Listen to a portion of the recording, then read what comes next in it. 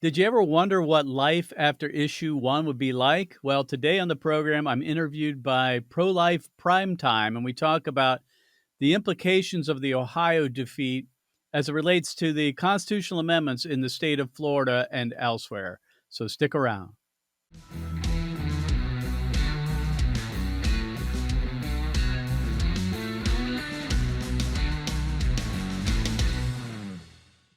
Florida's heartbeat bill, signed into law by Governor Ron DeSantis over a year ago, was enacted after beating back legal challenges filed by abortion profiteers.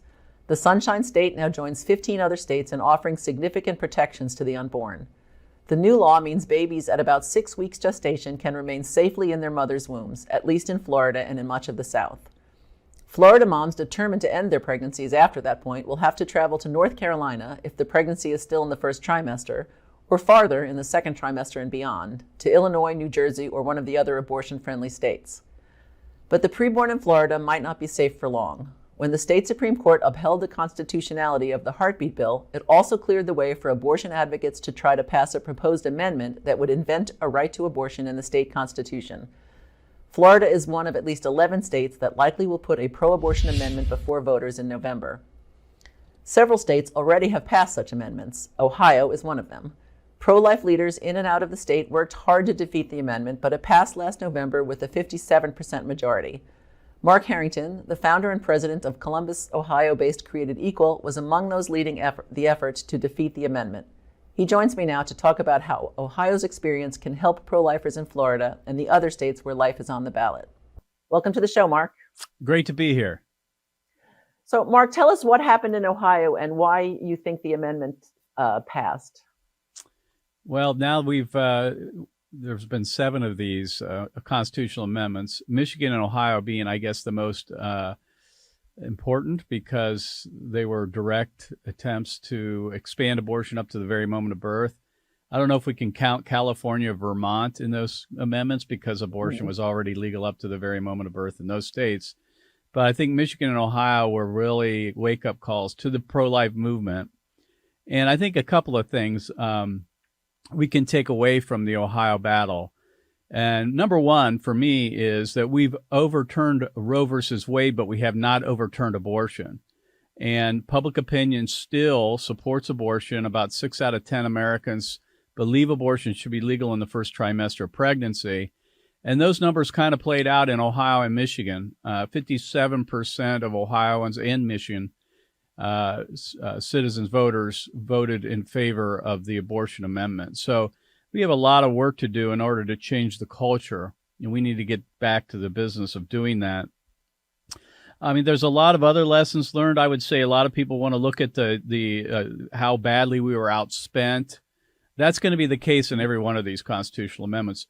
Okay. Obviously, it's a problem. We have to close that gap. The funding gap between us and our opposition, but we're never going to raise as much money as them. We have to be much more efficient and smarter with our money. I call it lean and mean, right? And just use our money more effectively in the ads that we're running. And I think the bigger thing is that we need to, we can't expect a different result if we continue doing the same messaging. So we've got to change the messaging. And some of the things that came out of Ohio give us a pathway forward in these other states as far as the media ads and the messaging and what worked and what didn't. Now, I've heard you describe a tool that you are offering to other states. Can you tell me what you're willing to do to help other states? Yeah, so we created a volunteer portal for the door-to-door grassroots effort, the phone banking as well.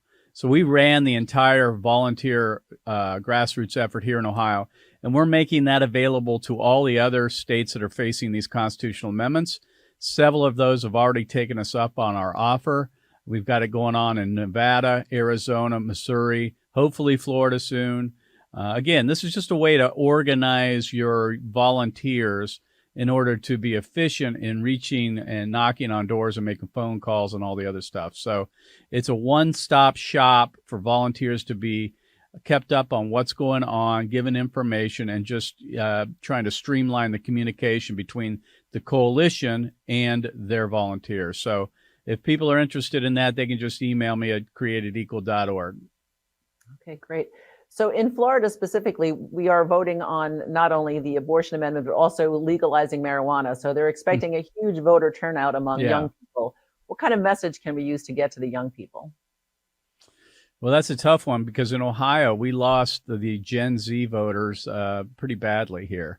18 to 29-year-olds, 77% voted yes on issue one. And so we have an uphill battle there. There are indications, though, if you look at the polling regarding the presidential race, that Donald Trump is polling better with that group than he was in 2020. So we can only hope that that's going to carry over into the abortion battle there in Florida.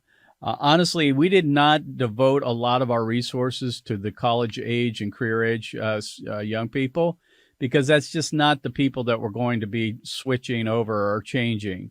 We're trying to reach the persuadables. Those are the people in the middle. They're marginally pro-choice, or they really don't have a hard and fast position on this. So we suspended our college outreach actually during issue one, the campaign. That doesn't mean we give up on them, but there's a lot of other people that are going to be more persuadable than that demographic, in my opinion. Oh, interesting.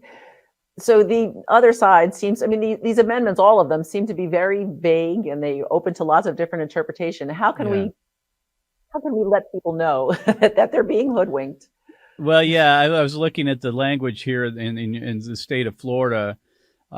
They say that the amendment provides that no law shall prohibit or penalize, delay, or restrict abortion after viability.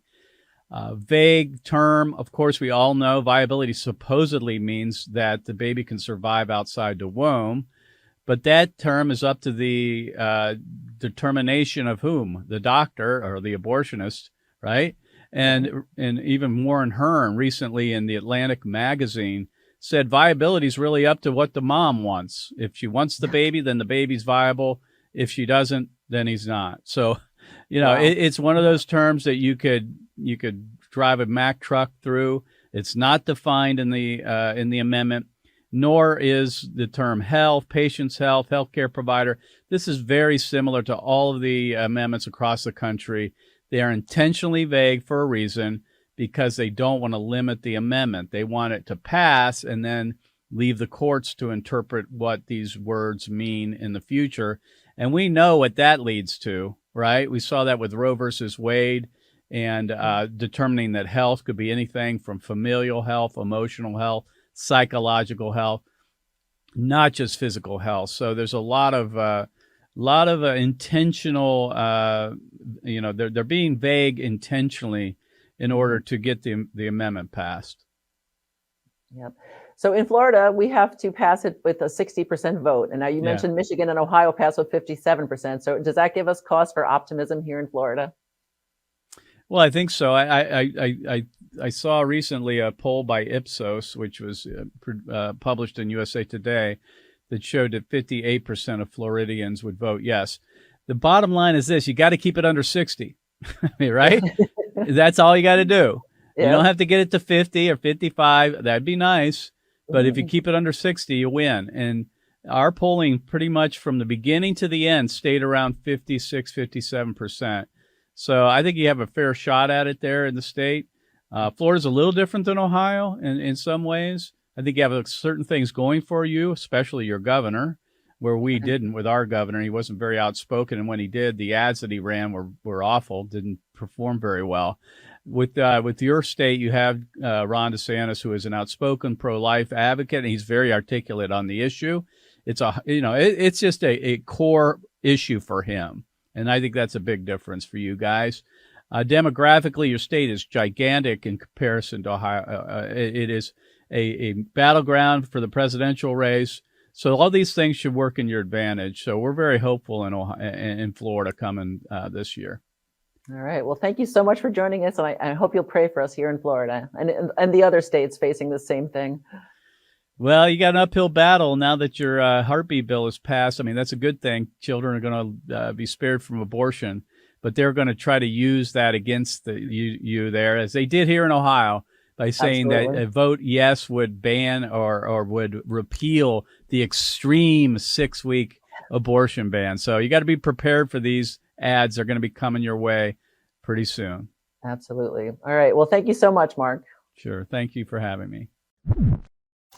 So, hey, friends, if you want to get involved in defeating the Florida abortion amendment, you can go to markharrington.org/Florida Amendment. That's markharrington.org/Florida Amendment. And you can volunteer for the door-to-door campaign, the grassroots effort. And also, Created Equal is going to be heavily involved. So you can notify us or get a hold of us as well by going to createdequal.org or donate to the effort. We're going to be heavily involved in the state of Florida as well as others, including Missouri. So stay tuned to the program and follow us at markharrington.org. We'll see you next time.